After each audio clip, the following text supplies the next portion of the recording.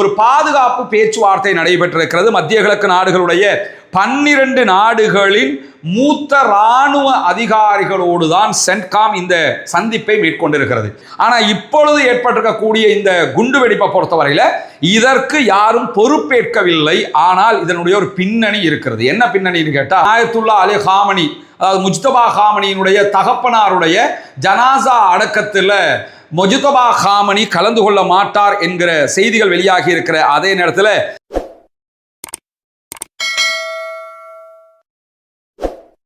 அன்பிற்கினிய சகோதர சகோதரிகளே, நம் அனைவர் மீதும் ஏக இறைவனுடைய அமைதியும் கருணையும் உண்டாகட்டுமாக என்கிற உயரிய பிரார்த்தனைகளோடு தொடர்ச்சியாக மத்திய கிழக்கிலும் குறிப்பாக பாலஸ்தீனத்திலும் என்னவெல்லாம் நடக்கிறது என்கிற செய்திகளை நம்முடைய வீடியோ வழியாக நீங்க பார்த்து வர்றீங்க.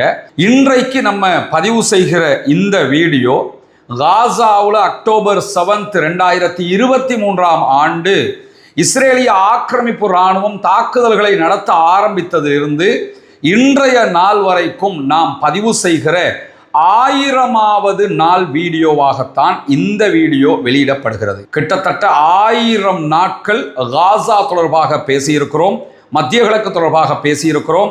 மத்திய கிழக்கினுடைய பதட்டங்கள், அதனுடைய அடுத்த கட்ட நிகழ்வுகள் என்ன என்பதையெல்லாம் விலாவாரியாக ஒட்டுமொத்தமாக உங்களுக்கு மத்தியிலே கொண்டு வந்து தந்திருக்கிறோம். இந்த செய்திகளை தொடர்ச்சியாக வெளியிட்டு வந்ததில் ஒரு 3 யூடியூப் சேனல்களை நாங்கள் இழந்திருக்கிறோம். அதே போன்று ஃபேஸ்புக்கில் ஒரு பக்கத்தை முற்றுமுழுதாக நாங்கள் இழந்திருக்கிறோம்.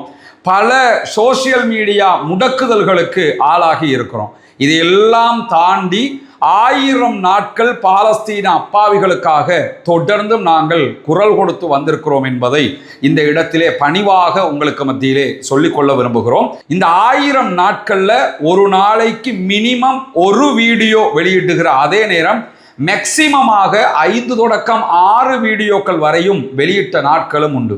எப்படி கூட்டி கழிச்சு பார்த்தாலும் காசா தொடர்பாக இந்த 1000 நாட்களுக்குள்ள குறைந்தது 2000 தொடக்கம் 2500 வரைக்கும் உண்டான வீடியோக்களை நாங்கள் வெளியிட்டிருப்பதற்கான வாய்ப்புகள் இருக்கிறது.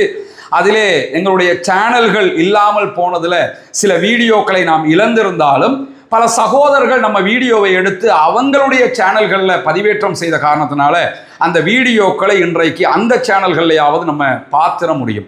இப்படி இந்த காசாவினுடைய செயல்பாடுகளுக்கு எங்களால் முடிந்த ஒரு பங்களிப்பை இறைவனுக்காக இந்த வழியில ஒரு பத்திரிகை துறையாக இந்த செய்திகளை கொண்டு வந்து சேர்த்திருக்கிறோம். அதை தாண்டி காசாவினுடைய 700 நாள் வார், கிட்டத்தட்ட 700 நாட்கள் அங்கே யுத்தம் நடைபெற்றிருக்கிறது, நேரடி யுத்தம். அதை தாண்டி தற்போது வரைக்கும் யுத்த நிறுத்தத்தை மீறி இஸ்ரேல் நடத்துகிற தாக்குதல்களும் இருக்கிறது. இந்த 700 நாட்களை காசாவினுடைய அந்த 700 நாட்கள் என்கிற தலைப்பில் ஒரு புத்தகமாகவும் தொகுத்து கொண்டு வருகிறோம். இன்ஷா அல்லாஹ் விரைவில் தமிழ், சிங்களம் ஆகிய 2 மொழிகளிலும் காசாவில் நடைபெற்ற 2 ஆண்டு கால யுத்தத்தினுடைய வடுக்கள் என்ன, இழப்புகள் என்ன, என்னவெல்லாம் நடந்தது என்பதை ஒரு ஆவணமாக புத்தகமாக பதிவு செய்யும் நோக்கமாகத்தான் அந்த காரியத்தை நம்ம செஞ்சு வர்றோம். இன்ஷா அல்லாஹ் அதுவும் வெளியாவதற்கு அல்லாஹ்விடத்திலே பிரார்த்தனை செய்யுங்கள் என்கிற உயரிய கோரிக்கைகளோடு இந்த 1000 நாட்களை தாண்டியும் இன்ஷா அல்லாஹ் இன்னும் மேலதிகமாக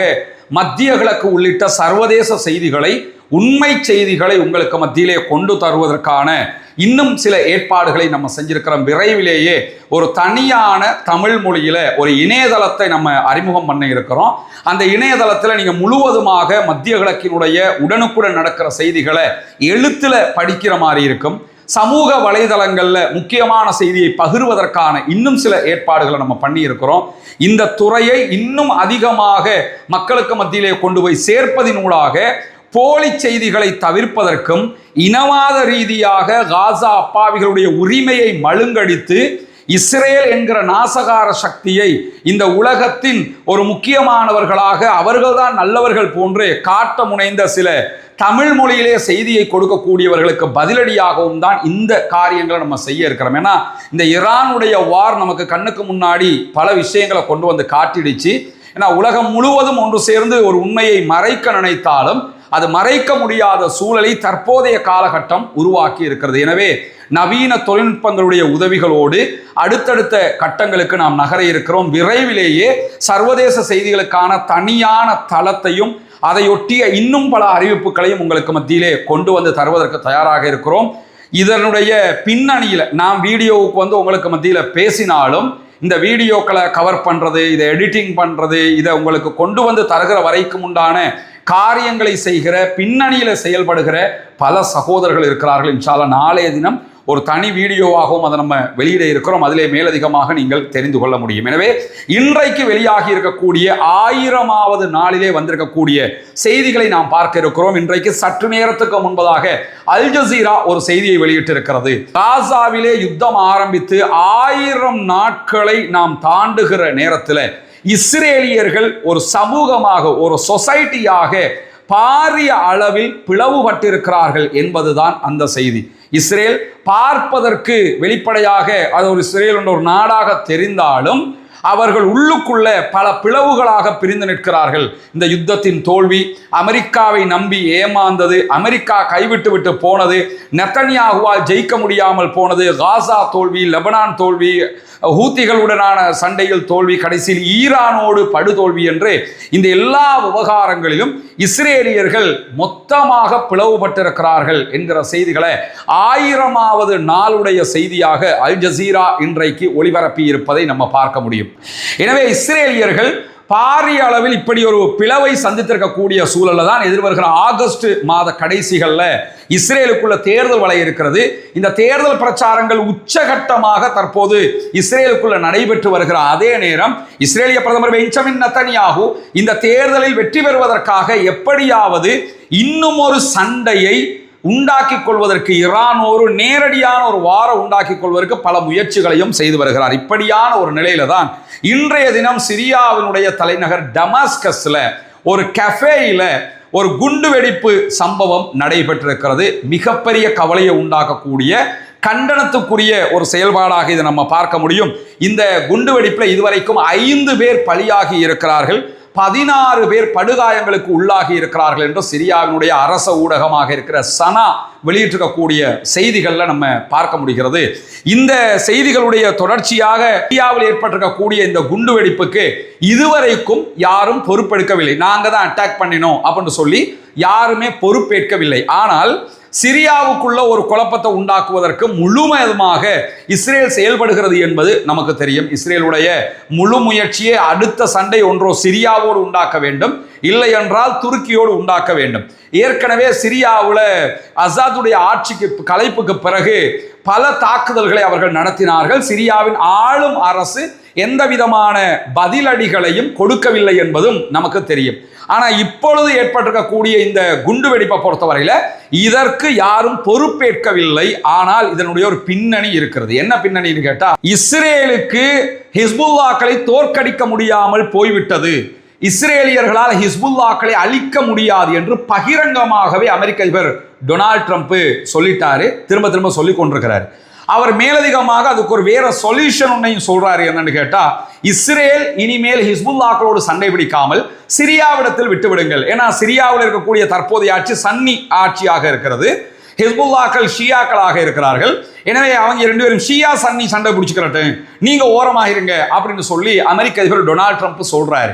இந்த மாதிரியான ஒரு நிலையில தான் தற்போது இந்த குண்டுவெடிப்பும் நிகழ்ந்திருக்கிறது. எனவே இந்த குண்டுவெடிப்பை ஹிஸ்புல்லாக்களுடைய தலையிலே போட்டுவிட்டால் சிரியாவுக்கும் ஹிஸ்புல்லாக்களுக்கும் இடையில சண்டை ஏற்பட்டு விடும் என்கிற ஒரு செய்தியை கிரியேட் பண்றதுக்கும் இந்த முயற்சி நடந்திருக்கலாம் என்கிற செய்திகள், ஊகங்கள் வெளியாகக்கூடிய சூழல்ல இதுவரைக்கும் நாங்க தான் அட்டாக் பண்ணினோம்னு யாருமே பொறுப்பேற்கவில்லை என்பதையும் நம்ம புரிந்து கொள்ள வேண்டும். அதே நேரத்தில் இன்றைக்கு வெளியாகி இருக்கக்கூடிய இன்னும் ஒரு முக்கியமான செய்தி என்னன்னா, சிரியாவினுடைய ஃபாரின் மினிஸ்டர் தற்போது லெபனானில் இருக்கிறார். லெபனானுடைய இராணுவ தளபதியை சந்தித்திருக்கிறார், லெபனானுடைய ஜனாதிபதியை சந்தித்திருக்கிறார், லெபனானுடைய பிரதமரை சந்தித்திருக்கிறார். இதே நேரத்தில் லெபனானில் இருக்கக்கூடிய ஹிஸ்புல்லாக்களுடைய பிரதிநிதியையும் அவர் சந்தித்திருக்கிறார் என்பதுதான் இன்னைக்கு இருக்கக்கூடிய ஹைலைட்டடான விஷயமே. ஏன்னா சிரியாவில் இருக்கக்கூடிய தற்போதைய அகமது அல் ஷாராவினுடைய ஆட்சியை பொறுத்தவரையில் அவங்க சன்னி பிரிவை சேர்ந்தவங்க, ஹிஸ்புல்லாக்கள் ஷியா பிரிவை சேர்ந்தவர்கள். இதை தாண்டி ஆல்ரெடி அகமது அல் ஷாராவினுடைய குழு என்ன பண்ணதுன்னு கேட்டா, சிரியாவில் பஷர் அல் அசாதினுடைய ஆட்சி இருக்கும்போது அந்த ஆட்சியை கவிழ்ப்பதற்காக 2016 ஒரு மிகப்பெரிய தாக்குதலை நடத்தி கொண்டு உள்ள வந்துகிட்டே இருந்த நேரத்தில் அகமது அல் ஷாரா பின்வாங்குவதற்கு காரணமாக இருந்தது என்னன்னு சொல்லி சொன்னா, ஹிஸ்புல்லாக்கள் அங்கு சென்று அகமது அல் ஷாராவினுடைய குழுவோடு சண்டையிட்டது. அதாவது பஷர் அல் அசாதுக்கு ஆதரவாக சண்டையிட்டது. பஷர் அல் அசாதுக்கு ஆதரவாக ஹிஸ்புல்லாக்கள் சண்டையிட்ட அதே நேரம் இன்றைக்கு சிரியாவினுடைய ஆட்சியாளர்களாக ஈவன் இந்த ஃபாரின் மினிஸ்டர் இருக்கிறாரா இல்லையா, இவர் உட்பட அத்தனை பேரும் ஹிஸ்புல்லாக்களோடு சண்டையிட்டுக் கொண்டிருந்தார்கள். எனவே இரண்டு தரப்புமே எதிரெதிர் தரப்புகளாக சண்டையிட்டவர்கள். அப்படிப்பட்டவர்கள் தான் இன்றைக்கு முதல் தடவையாக நேரடி சந்திப்பொன்றை ஏற்படுத்தி இருக்கிறார்கள். ஹிஸ்புல்லாக்கள் சார்பாக லெபனானுடைய பாராளுமன்ற சபாநாயகர் நபி பெரி இன்றைக்கு சந்திப்பை மேற்கொண்டிருக்கிறார். இதுல ஒன்ன கவனிச்சுக்கிறங்க, ஹிஸ்புல்லாக்கள் வெறுமனே ஆயுதம் ஏந்திய குழு மட்டும் கிடையாது. லெபனானுக்குள்ள லெபனான் பாராளுமன்றத்தினுடைய சபாநாயகர் ஹிஸ்புல்லாக்களுடைய பாராளுமன்ற உறுப்பினராக தெரிவு செய்யப்பட்டு சபாநாயகராக உருவெடுத்தவர். எனவே அவ்வளவு அதிகாரம் அவர்களுக்கு பாராளுமன்றத்துக்குள்ளும் இருக்கிறது. அவரைத்தான் அவர் இன்றைக்கு சந்தித்திருக்கிறார் என்கிற செய்திகளும் வெளியாகி இருக்கக்கூடிய சூழல்ல தான் இந்த குண்டுவெடிப்பு செய்திகளும் இன்றைக்கு வெளியாகி இருக்கிறது. இதை தாண்டி இன்றைக்கு வெளியாக இருக்கக்கூடிய இன்னும் ஒரு முக்கியமான செய்திகள்ல ஈரான் அமெரிக்காவுக்கு எதிராக ஒரு பாரிய கண்டனத்தை வெளியிட்டிருக்கிறது. அது எதுக்கான கண்டனம் என்று கேட்டா, இன்றைக்கு பஹ்ரைன்ல அமெரிக்காவினுடைய சென்காம் சார்பாக ஒரு பாதுகாப்பு பேச்சுவார்த்தை நடைபெற்றிருக்கிறது. மத்திய கிழக்கு நாடுகளுடைய 12 நாடுகளின் மூத்த ராணுவ அதிகாரிகளோடு தான் சென்காம் இந்த சந்திப்பை மேற்கொண்டிருக்கிறது. எதுக்காக இந்த சந்திப்பை அவங்க மேற்கொண்டிருக்கிறாங்கன்னு சொன்னா, அமெரிக்கா எப்பொழுதும் அரபு நாடுகளுக்கு பாதுகாப்பாக இருக்கும், நாங்க உங்களோட நிற்போம், எனவே எங்களை விட்டு நீங்க போயிடக்கூடாது, எங்களோட இருந்துக்கிறங்க என்பதை வலியுறுத்துவதற்காகத்தான் இந்த சந்திப்பை அவர்கள் நடத்தி இருக்கிறார்கள். இது தொடர்பாக இன்றைக்கு ஈரான் வெளியிட்டிருக்கக்கூடிய செய்தியில என்ன சொல்றாங்கன்னு கேட்டா, இது தெளிவான பாசாங்குத்தனம், நடிப்பு என்பதை அரபுலக ஆட்சியாளர்கள் எப்போது புரிய போகிறீர்கள் என்று கேட்டிருக்கிறார். ஒரு யுத்தம் நடைபெற்றது, அந்த யுத்தத்தில் உங்களுடைய நாட்டை அவங்களால காப்பாற்ற முடியாம போயிடுச்சுங்கிறது உங்களுக்கே தெரியும். எங்க மேல ஈரான் மேல அட்டாக் பண்றாங்க, ஈரான் ரிப்பீட் நாங்க யாருக்கு அடிக்கிறோம், அரபு நாடுகளில் இருக்கக்கூடிய அமெரிக்காவினுடைய ராணுவ தளத்திற்கு. அரபு நாடுகளில் இருக்கிற அமெரிக்காவினுடைய ராணுவ தளத்தையே பாதுகாக்க முடியாமல் போனவர்கள் திருப்ப எப்ப வந்து உங்களை பாதுகாக்க போறாங்க? எனவே மீண்டும் மீண்டும் நீங்கள் அமெரிக்காவை நம்பி ஏமாறுகிறீர்கள், இதனை தவிர்த்து கொள்ள வேண்டும் என்று சொல்லி பிராந்திய நாடுகளுக்கு ஈரான் இன்றைக்கு அறிவுறுத்தி இருக்கிறது. இந்த கூட்டத்தை கண்டனமும் செய்திருக்கிறது. இது தொடர்பான அறிக்கைகளை ஈரானுடைய வெளிவிவகார அமைச்சின் ஊடக பேச்சாளர் இஸ்மாயில் பகாய் தன்னுடைய எக்ஸ் பக்கத்திலையும் வெளியிட்டிருப்பதை நம்ம பார்க்க முடியும். இந்த நிலையில தான் சனிக்கிழமை முதலாக 9ஆம் தேதி வரைக்கும் ஈரானுடைய கொல்லப்பட்ட ஆன்மீக தலைவர் ஆயத்துல்லா அலி ஹாமனி அவர்களுடைய ஜனாசாவுக்கான ஊர்வலங்கள் நடைபெற இருக்கிறது. அவருடைய ஜனாசாவை இந்த யுத்த சூழ்நிலை காரணமாக அவங்க அடக்காம வச்சிருந்தாங்க. அந்த ஜனாசா அடக்கத்திற்கு ஏற்பாடுகள் செய்யப்பட்டிருக்கு. ஜூலை 9ஆம் தேதி ஆயத்துல்லா அலி ஹாமனியுடைய சொந்த ஊர்ல அவருடைய ஜனாசா அடக்கம் செய்யப்பட இருக்கிறது. அதற்கு முன்பதாக சனிக்கிழமை முதலாக கிட்டத்தட்ட 1 வீக்குக்கு ஒவ்வொரு ஊர்களுக்கு அவருடைய ஜனாசா கொண்டு போகப்பட இருக்கிறது. கிட்டத்தட்ட இந்த ஜனாசா ஊர்வலத்தில் 20 மில்லியன் மக்கள் தொடர்ந்து பங்கெடுப்பார்கள் என்கிற செய்திகள் வெளியாகி கொண்டிருக்கிறது. ஏன்னா ஜனத்தொகையும் அந்த நாட்டில் இருக்கு, தொடர்ந்து அவங்க ரொட்டேஷன்ல பங்கெடுப்பாங்க, அதற்கான பாதுகாப்பு ஏற்பாடுகளை எல்லாம் செய்திருக்கிறோம் என்று ஈரான் அறிவித்திருக்கக்கூடிய சூழல்ல இந்தியாவில் இருந்து 2 முக்கியஸ்தர்கள் இந்த ஜனாசாவினுடைய அடக்கத்தில் பங்கெடுப்பார்கள் என்று சொல்லி இன்றைக்கு இந்தியா விடுத்திருக்கக்கூடிய அறிவிப்பில் சொல்லி இருக்கிறாங்க.